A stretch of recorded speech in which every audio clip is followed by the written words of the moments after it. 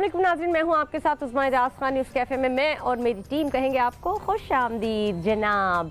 देखें कैसे खुशबाश हम आपको, चाहे कितनी परेशानी क्यों ना हो, लेकिन आपके पास बैठे होते हैं, आपसे बातचीत करने के लिए बैठे होते हैं और आपसे हम कलाम होने के लिए और आपसे कुछ ऐसी बातें करने के लिए जो शायद मेरे लिए भी कुछ जानने का सबब बन सके और आपके इल्म में भी इजाफा कर सके। चाहे कुछ भी हो जाए, लेकिन आपके साथ हाजिरी देना तो भाई बड़ा ज़रूरी है, इसीलिए आपके पास हमेशा और हर रोज़ मौजूद होता है। Very happy good morning to all of you. आज के दिन के हवाले से आपका दिन आज कैसा गुजरने वाला है, या आपने क्या सोच के रखा हुआ है, क्या पकाना है, क्या खाना है, ये दीगर चीज़ें साथ साथ चलती रहती है। लेकिन बच्चों के एग्जाम्स चल रहे हैं, माओ को बड़ी फिक्र, बड़ी परेशानी उनकी पढ़ाई से लेके होती है। रात देर तक बच्चों को पढ़ाना, फिर उनके लंच बॉक्सेस और चीज़ें तैयार करना, पेपर कागज़ जो भी कुछ आपको वहाँ से मिलता है, लेकिन मेंटली उन बच्चों को इस चीज़ के लिए तैयार करना कि वो अपने एग्ज़ाम और अपने पेपर को अच्छे से दे के आएँ, माओ की बड़ी जिम्मेदारी होती है। सारा दिन घनचक्कर की तरह लगा होता है। बच्चे स्कूल से आ रहे हैं, उनको सुलाना है, उनको खिलाना है, उनके मतलब का खाना खिलाना है, वो नाराज़ ना हो जाए, उनके मेंटल हेल्थ को कोई परेशानी ना हो, उनको वो सारी चीज़ें मुहैया करना जिसमें वो पीस ऑफ माइंड के साथ अपनी पढ़ाई कर सके। फिर उनको सोते दम तक कि उनको सारी चीज़ों का लिहाज कराना कि जी ठीक है, आपका ये सब सारे सब्जेक्ट कवर हो गए हैं और सारे जो पार्ट्स है वो कवर हो गए, लेकिन फिर भी बच्चों का इसरार कि हमें फजर से पहले उठा दिएगा ताकि हम सुबह 4 बजे उठ के अपना रिवीजन कर सकें। इसमें हाथ किसका होता है? इसमें माँ का हाथ होता है। माँ ही उन बच्चों के साथ लगी होती है और फिर जब तक कि वो स्कूल नहीं चले जाते और जब तक कि वो आ नहीं जाते, उनके लिए दुआएं करती रहती है कि अल्लाह ताला उनका पेपर अच्छा हो। फिर जब तक कि उनके एग्ज़ाम्स का नतीजा नहीं आ जाता तब तक दुआएं करती रहती है। बच्चों के साथ साथ माँओं की जान भी हल्कान होती रहती है। ये माँ बाप का वो रिश्ता होता है जो बच्चों का अपने प्यारों के साथ लगा होता है, अपने माँ बाप के साथ लगा होता है। यही छोटे बच्चे जब छोटे होते हैं तो माँ बाप उनके साथ इसी तरह से लगे होते हैं, कभी उनको बचा रहे होते हैं कि कहीं बच्चा अपना हाथ को प्लग में ना दे दे। इसी तरह से उनकी वो बढ़ते हैं, टॉडलर से फिर थोड़े से बड़े बच्चे होते हैं, फिर स्कूल जाना शुरू हो जाते हैं। प्राइमरी तक उनकी एक अलग तरह की उनकी निगहदाश्त होती है, फिर जब वो सेकेंडरी में आ जाते हैं तो फिर एक अलग तरह की, फिर हाई स्कूल में आते हैं, कॉलेज। लेकिन माँ बाप की परेशानियाँ बच्चों के हवाले से कम नहीं होती। जब वो घर से बाहर जा रहे होते हैं तो परेशान होते हैं माँ बाप के, अल्लाह ताला हमारे बच्चों को खैर आफियत के साथ हमारे घरों में वापस लौटा दे। उनकी सेहत के लिए, उनकी हिफाजत के लिए दुआएं करती है, उनके ऊपर दम कर कर के फूकती हैं, उनके ऊपर उनकी हिफाजत की दुआएं पढ़ पढ़ के फूकती हैं कि वो खैरियत के साथ वापस आ जाए। और बच्चियाँ जिनकी शादियाँ हो जाती हैं, वो माँ बाप उनके लिए, उनकी सलामती के लिए, उनके घर में खुशियों के लिए, उनके घर बसने के लिए दुआएं करते हैं। मैंने तो ये देखा है कि माँ बाप की ज़िंदगी अपने बच्चों के इर्द गिर्द ऐसे घूमती रहती है कि जैसे वो उसी घनचक्कर में फंसे हुए हैं। उनकी पढ़ाइयों से लेके, उनके स्कूल से लेके और उनके खाने तक उनको हर चीज़ को फिक्र होती है। लेकिन जब वो घर से बाहर जाते हैं, वही बात आ जाती है कि हमें नहीं पता कि घर से बाहर कौन से नामालूम अफराद आके उनके ऊपर कोई हमला कर जाए, कौन सा एक उड़ता हुआ तीर आके उनको लग जाए, या फिर अल्लाह ना करे जो नागाहनी आफात आती है, नागाहनी एक्सीडेंट्स होते हैं, उसमें उनकी जान ना चली जाए। तो ये वो फ़िक्रात होती हैं जो माँ बाप को होती है। जब माँ बाप अपने बच्चों को साथ लेके भी जा रहे होते हैं तब भी उनको डर होता है कि अल्लाह ना करे वो खैरियत के साथ अपने घरों से जो निकल रहे हैं तो खैरियत के साथ वापस आए। लेकिन क्या करें, कुछ ऐसी चीज़ें हैं जो इंसान के हाथ में, जैसे कि मैं बात करती हूँ जब भी मुल्क के या जब भी हम शहर के इंफ्रास्ट्रक्चर की बात करते हैं तो सबसे बुरा हाल और सबसे ज़्यादा परेशानी आती है टूटी फूटी सड़कों के हवाले से। उनका इतना बुरा हाल है कि आप उसके बारे में क्या कहें कि हम तो जाके बनाने से रहे सड़कें, जिनका काम है, हुकाम बाला का काम है सड़कों को बनाना या उनकी मरम्मत करना, लेकिन पूरे शहर की सड़कें खुदी हुई हैं, हर जगह ऊंचे नीचे रास्ते हैं, हर जगह से सड़कें ख़राब हैं, कहीं कोई मसला, कहीं खड्डे। आप गाड़ी लेके जाएं तो गाड़ी का बेड़ा गर्क वैसे ही हो जाना होता है। आप मोटर बाइक या साइकिल पे हो तो अल्लाह ही उसका फिर निगहबान है कि क्या किया जा सकता है। मैं अक्सर देखती हूँ, जो आपने देखा होगा, बड़े बड़े ट्रक्स जा रहे होते हैं जिनके ऊपर किसी पे चारा लदा हुआ होता है, किसी पे सामान लदा हुआ होता है, उनका रुख एक जानिब टेढ़ा हुआ होता है और डर ये लग रहा होता है कि किसी भी वक्त गिर जाएंगे। या बड़े बड़े ट्रॉलर्स जा रहे होते हैं, उनके ऊपर उनको देख के हैबत आ रही होती है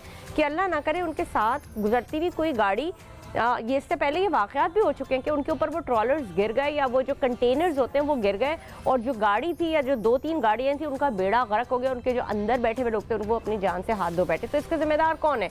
इसको पूछने वाला कौन है? अगर विफाक की बात करें या अगर आप जो आपकी सूबाई हुकूमत होती है उसकी बात करें तो क्या वो नज़रसानी नहीं रखते कि इस बेड़ा गर्क टूटी फूटी सड़कों को बुराई से बचाया जा सके, हादसा से बचाया जा सके? और अगर इसी हवाले से मैं आपको पूरी अगर एक सर्वे बताऊँ ना, तो रवां बरस के हवाले से 700 अफराद इन ट्रैफिक के हादसात में जाँ बाक हुए। सिर्फ मैं कराची के हवाले से बात कर रही हूँ। यानी कि वो क्या वजह होती है कि या तो अगर आपने बहुत ऊंचा कोई स्पीड ब्रेकर आ गया या कोई खड्डा ऐसा आ गया जहाँ पे आपने मारा ब्रेक और अगले और पिछली वाली गाड़ियों ने भी लगातार ब्रेक मारे और फिर एक्सीडेंट हुए और उसमें फिर जान चली गई। इसी तरह से कोई और सामने से आ गई। इसके अलावा और बहुत सारी चीज़ें, मेरे पास इतनी बातें करने के लिए कि शायद वक्त ख़त्म हो जाए, लेकिन मेरे पास मवाद ख़त्म ना हो इन टूटी फूटी सड़कों के हवाले से। अल्लाह ताला कोई तो पुरसाने हाल हो कराची का, और अल्लाह ताला से हम दुआ करते हैं कि अल्लाह ताला हम पे अपना रहमत और अपना करम करे। किसी का कुछ नहीं जा रहा, हमारी जाने जा रही है। ब्रेक के बाद आपसे दोबारा मिलते हैं।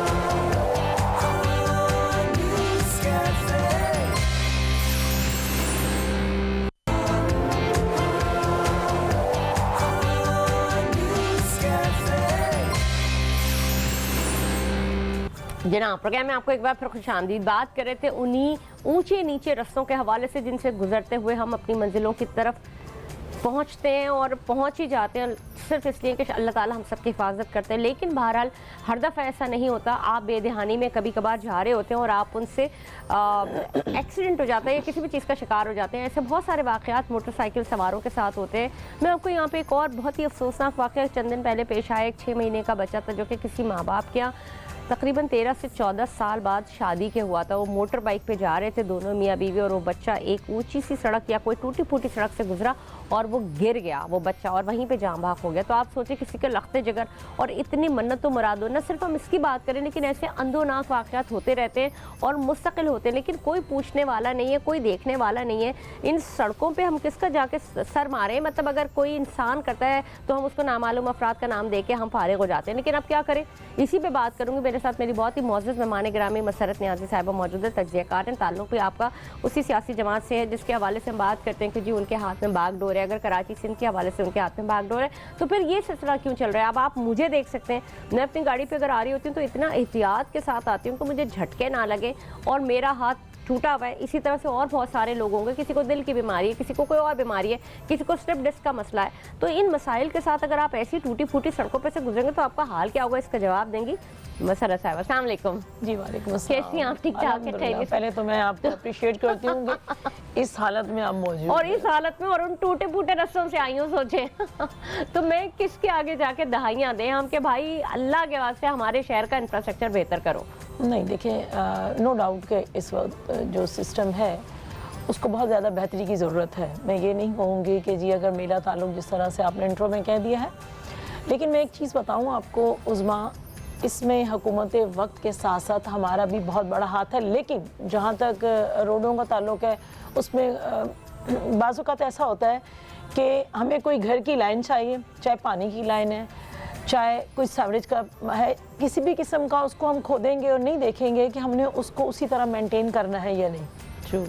गलियों के अंदर भी यही हाल होता है कि गलियां अभी हुकूमत ने बनाई होगी और 2-4-10 दिन बाद आप देखेंगे वो आधी से ज्यादा खराब पड़ी अच्छा, होगी। वो नहीं करते, वो महकमे गटर वाले हैं, वो खोद रहे हैं, वो दूसरे हैं, वो खोद रहे हैं। उसमें ये मैं बताऊँ आपको उज़्मा, बिल्कुल इदारे भी खोद रहे होते हैं, लेकिन उसके साथ साथ हम खुद से भी बड़े कारिस्तानियां करने के लिए मास्टर हैं। लेकिन सर मुझे सिर्फ ये बात बताइए, तो हम बात हो गई वो, मुझे ये बताएं सड़कें जो मेन सड़क, आप देखिए राउंड अबाउट क्रॉस करना आपका अजाब बन जाता है, पूरा खुदा हुआ उस तरह नहीं है। अब क्या है, बारिश आई, उखड़ गया रोड उखड़ा हुआ है तो उखड़ा हुआ है। उसको मुझे बताएं जहाँ पे ट्रैफिक आपका रुक रहा है, इतनी कि आपकी गाड़ी या तो अंदर जा रही है, बेचारा बाइक वाला कैसे चलाएगा, इसको मरम्मत क्यों नहीं करते? देखिए, मैं एक बात बताऊँ, आपने बिल्कुल ठीक कहा कि रोड बारिश के बाद बिल्कुल हकीकत है कि ख़राब हुए, लेकिन मैं अब ये फेवर नहीं करूँगी कि मैं मुर्तज़ा वहाब मेयर कराची की फेवर कर रही हूँ। बात दरअसल ये है कि इस शहर के अंदर जिस तरह आपने कहा कि सिंध गवर्नमेंट की बागडोर भी इन्हीं के हाथों में, बात दरअसल ये है कि पाकिस्तान पीपल्स पार्टी का ये पहला ही मेयर है जो आया है। इससे पहले जो भी बल्दिया का सिस्टम था वो मैं समझती हूँ कि उसकी कलई तो पूरी आवाम, पूरे सिंध के सामने खुल चुकी है कि क्या इंफ्रास्ट्रक्चर था और किस तरह का काम हुआ उज़्मा, कि वो हम सबके सामने। मैं उम्मीद करती हूँ इस मेयर से, शहर कराची के मेयर से, क्योंकि वो खुद इसी शहर का रहने वाला है, इसी शहर का बेटा है, वो बेहतर काम अल्हम्दुलिल्लाह कर भी रहा है कि जगह जगह आप देखें, अगर ब्रिज ओवर थे, तो उसके अंदर भी जो है ना तमाम ब्रिजेस का भी यही हाल था, तो उसको भी उन्होंने बहुत अच्छे तरीके से उसको मेंटेन कर रहे हैं, उसको बना रहे हैं। और इसके साथ साथ देखें मलीर का एक्सप्रेस वे है, बहुत जल्दी बहुत तेज़ी से बना है और अभी 25 दिसंबर को इंशाल्लाह वो पब्लिकली खोल दिया जाएगा। और उसके अंदर भी आप ये समझ लेंगे फिर शारा फैसल का जो बर्डन है वो भी काफ़ी हद तक जो है ना कंट्रीब्यूट हो जाएगा। मैं बता रही हूँ कि हम जिस कुरंगी रस्ते पे हम बैठे हुए हैं, नासिर जम के इलाके पे, जो मैंने एक बच्चे का जिक्र किया, 6 महीने का बच्चा, वो अपनी जान से चला गया। वो बच्चा क्या, वो 13-14 साल बाद माँ बाप का इकलौता बच्चा, 13-14 साल बाद वो बच्चा पैदा हुआ। आप ये देखें, इसका सवाल किससे करें? क्या थी, सड़क टूटी हुई थी और बाइक उस पे से गुजरी है और वो बाइक डिसबैलेंस हुई है और वो बच्चा गिरा है और पीछे से गाड़ी ने मारा। तकरीबन जिस रोड की आप बात कर रही हूँ, तकरीबन ये समझ लें कि 3.5 मीटर और 3.5 मीटर का जो है उसका डिस्टेंस जो है ना वो ख़राब है। और उसकी रीज़न ये है कि क्योंकि यहाँ आप ये समझ लें कि एक्सप्रेसवे पे काम हो रहा था और उसके साथ साथ जो है ना जाम सादिक का जो पुल है उस पे काम हो रहा है, तो उसको कंप्लीट करने के लिए फिर उसी रोड पे जाना है। अगर उसको इस वक्त मेंटेन करके सिर्फ समझ लें सुर्खी पॉलिश कर दिया, पाउडर कर दिया जाए, तो मैं नहीं समझती हूँ कि वो बेहतर हो पाएगा। फिर उसी के ऊपर दोबारा से करना, और वो करना जरूर है। अगर वो जानलेवा हो गया है तो उसको तो करना ही करना है। देखें लाजमी सी बातें करना है वो इंशाल्लाह इधर मतलब विदिन 3 मंथ्स के अंदर। देखिए हर चीज़ को मेंटेन करने के लिए, चलाने के लिए, उसके लिए आपके पास बजट भी तो हो ना। अब पूरे कराची के अंदर काम चल रहा है, आप नहीं समझ सकती हो कि पूरे कराची में काम हो रहा है और डिलीवर कर रहा है ये मेयर कराची।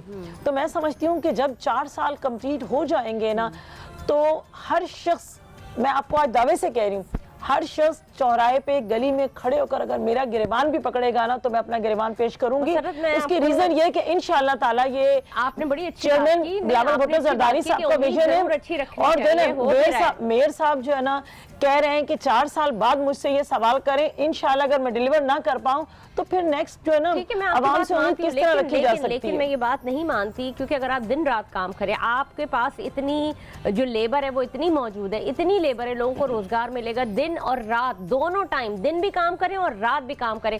मैं मान नहीं सकती आप 6 महीने 8 महीने का टारगेट दें पूरा शहर कराची ठीक हो जाएगा, मैं मान ही नहीं सकती। मैं आपको एक मिसाल देती हूँ। मैं चाइना गई, आज से कोई काफी बहुत सालों पुरानी बात है। मैं जिस होटल में ठहरी हुई थी, मेरे सामने उसकी जो बुनियादें थी और वो जब प्लेंथ वगैरह सारा सब कुछ, मैं 15 दिन चाइना रही हूँ। आप मेरी बात का यकीन करें या ना, पूरा स्ट्रक्चर खड़ा हो गया था 15 डेज में। बड़ी एक, मैं सिर्फ चाइना की एक मिसाल इसलिए दे रही हूँ, अभी की बात नहीं बता रही, काफी पुरानी बात है, 20-25 ईयर्स पुरानी बात बता रही हूँ। उस 15 दिन के अंदर पूरा स्ट्रक्चर खड़ा हो गया बिल्डिंग का, दिन रात उनके यहाँ कोई शिफ्ट नहीं थी, पूरे 24 घंटे काम हो रहा था। तो हमारे यहाँ, मुझे एक बात बताएं, अगर ये कि लेबर नहीं है तो आप लेबर हायर कर लें, लेबर हायर करें जो कि कोई शिफ्ट आपके फारिग ना बचे। आप देखें 6 महीने में आपका पूरा शहर बिल्कुल ठीक हो जाएगा। 4 साल तक जाते क्यों है? नहीं देखिए 4 साल तक इसलिए जाते हैं उस्मान के, देखें आप अगर घर भी चला रही हैं ना, तो ऐसा नहीं हो सकता कि आपके पास जमा पूंजी होगी, आपके पास अमाउंट होगी तो आप उसको बहुत जल्दी से उसको कर सकते हो कंप्लीट। आप ये कहो कि सैलरी जोड़कर ही मैंने कुछ बनाना है, तो ऐसा नहीं होता कि फंड आया है और वो 24 आवर्स के अंदर ये, अगर जो एक टाइम पीरियड दिया हुआ होता है उस टाइम पीरियड पे जरूर कंप्लीट होता है। अब ये देखें एक्सप्रेस वे की मैं आपको एग्जांपल दे रही हूँ, क्योंकि स्टार्ट अगर करवाया है तो बहुत जल्द वक्त से पहले वो कंप्लीट हो गया है। और वो प्रोजेक्ट आप देखेंगे 25 दिसंबर को, उसमें आप हमारी पूरी आवाम जो है ना उसको एंजॉय कर रही होगी और उसको बेहतरीन अंदाज से मुख्तसर टाइम पीरियड के अंदर हम अपने घरों तक पहुंच सकते हैं। तो वो थोड़ा सा जो बर्डन है शारा फैसल पे जो ब्लॉक हो जाता है वो भी कम होगा और मैं समझती हूँ कि बेहतरी भी आएगी। आपने देखा होगा ये जो नॉर्थ नाज़ाबाद और फिल्डबेरिया के जो इस तरफ के रास्ते हैं, और प्लस ये कि अगर आप DHS से आप निकलते हैं उस साइड पे जाने, इतनी सड़कें ख़राब हैं जिसके ऊपर काम हो रहा है। और वो आपने वो भी देखा होगा ये जो गोली मार का इलाका है और उससे पहले का सारा कच्चा, सारा टूटा फूटा, और ये अभी से नहीं है, ये हो रहा है, होके ही नहीं दे रहा। देखिए मैं बताऊँ आपको, फिर मैं अगर इस तरह की कोई बात करूँगी ना तो वो बड़ी आपके मॉर्निंग शो को अजीब सा करेगी कि सियासी हो जाएगी। देखिए यहाँ पे 35 से 1 साल 35 से 1 साल बल्दिया का सारा सिस्टम, मेरी बहन उज़मा आप भी यहाँ के रिहायशी हो, गलती शहर की है, मुझे बताएं किन के हाथों में था। इसी के ऊपर बात करेंगे, बिल्कुल इसी पे बात करेंगे। ब्रेक का वक्त आ गया, मैं वापस आती हूँ। तो नाज़रीन आपको एंजॉय नहीं देख रही न्यूज़ कैफे, आपके साथ हूँ मैं उस्मा एजाज खान।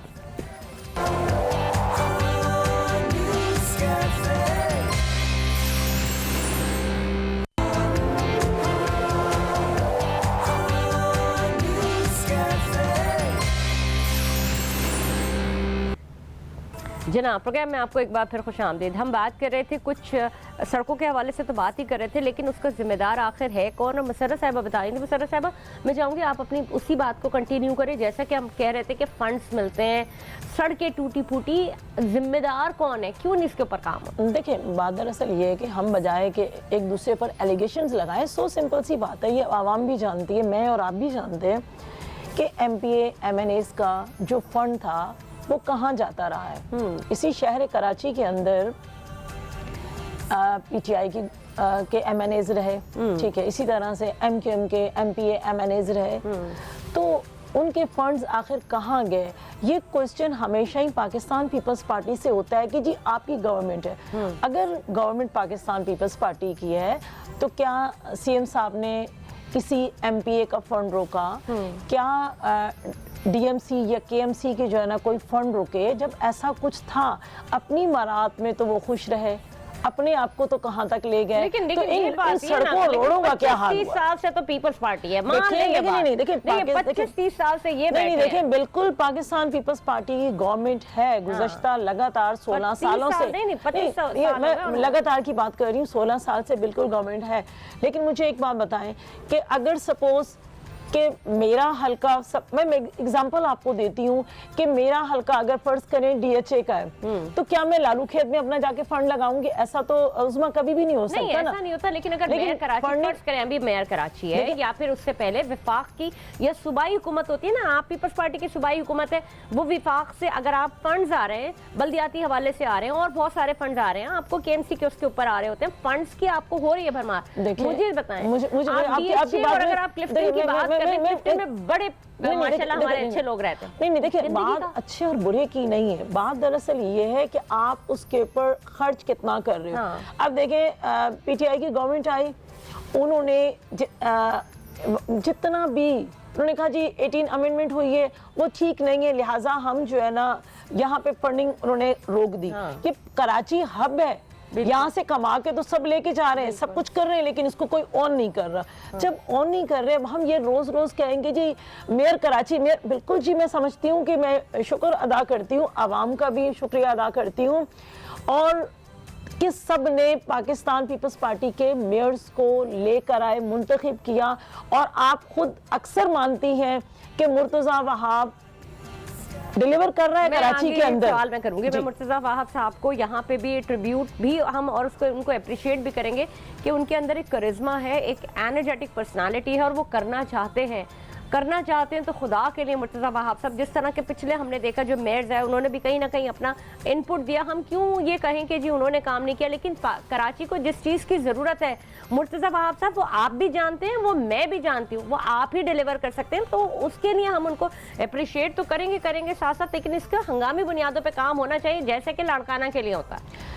नहीं अल्हम्दुलिल्लाह मैं समझती हूँ कि सिंध गवर्नमेंट जो है ना हंगामी बुनियादों पर ही इस शहर का इंफ्रास्ट्रक्चर चेंज कर रही है, और मैं समझती हूँ कि ये जब 5 साल पूरे होंगे या मेयर साहब के 4 साल जब कंप्लीट होंगे तो आप यहीं बैठे हुए, अल्लाह आपको भी ज़िंदगी दे और अल्लाह पाक मुझे भी ये मौका दे कि मैं और आप आमने सामने हो कि आप खुद जिस तरह अभी कह रही हैं कि मुर्तज़ा वहाब साहब बड़े एनर्जेटिक हैं और सब कुछ कर सकते हैं और कर भी रहे हैं और डिलीवर भी करना चाहते हैं, का एतमाद भी है, बात होती है ये, बिल्कुल एतमाद भी है। और आप ये देखें कि बारिशें हुआ करती थी तो शहर कराची के अंदर क्या लोग 2-2 दिन जो है ना शारा फैसल से नहीं गुजर पाते थे, वो शख्स पूरी रात जागकर हर जगह को खुद फोकस किए हुए होता है, काम कर रहा होता है, उसकी टीम कर रही होती है।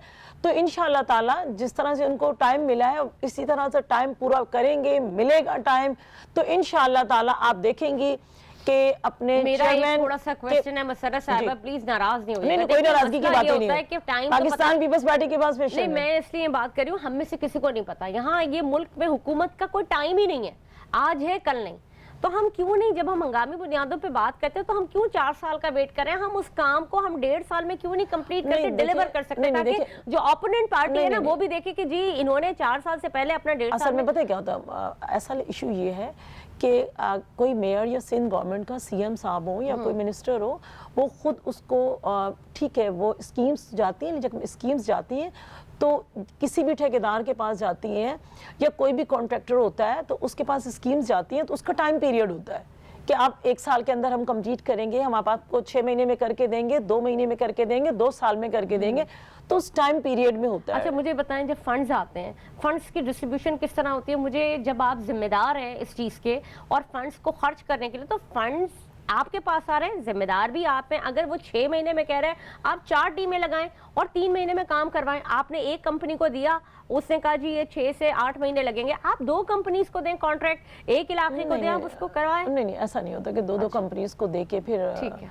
ना वो इधर के रहो ना उधर के रहो वाली बात होती है, तो ऐसा नहीं होता, ऐसा नहीं कर सकते। कॉन्ट्रैक्ट अगर किसी एक कंपनी को हमने दिया है, हाँ ये है कि वो सही नहीं काम कर रही या उसमें कोई चेक एंड बैलेंस में ठीक नहीं है, तो फिर तो उसको हटाया जा सकता है। और अगर उसने गलत किया है तो बिल्कुल उसकी जो फॉर्म है उसको बैन किया जा सकता है, ये सब कुछ तो हो सकता है, लेकिन ऐसा नहीं है। अच्छा, मैं आखिरी चंद चीजें आप चाहूंगी कि मेरे नाज़रीन को बताएं, उनको कोई उम्मीद, कोई होप दिलाएं कि जी आप अब बेहतर तरीके से सड़कों पे चल सकेंगे, गाड़ी चला सकेंगे। जी, मैं समझती हूँ कि उस्मा, जिस तरह से शारा फैसल का जो हाल था, देखिए वो वफाक का था, लेकिन पाकिस्तान पीपल्स पार्टी ने ही उसको दोबारा से बनाया। और जिस तरह से आप लोग अक्सर कहते हैं कि जी मुर्तज़ा वहाब साहब जो है ना शारा फैसल के या सफारी पार्क के जो है ना मेयर रह गए, जो तनकीद करने वाले लोगों ने जिन्होंने काम नहीं करना था। आप देखें शारा फैसल भी बहुत खूबसूरत हो रहा है, आहिस्ता आहिस्ता उसमें काम भी चल रहा है, सारा काम बेहतर हो रहा है।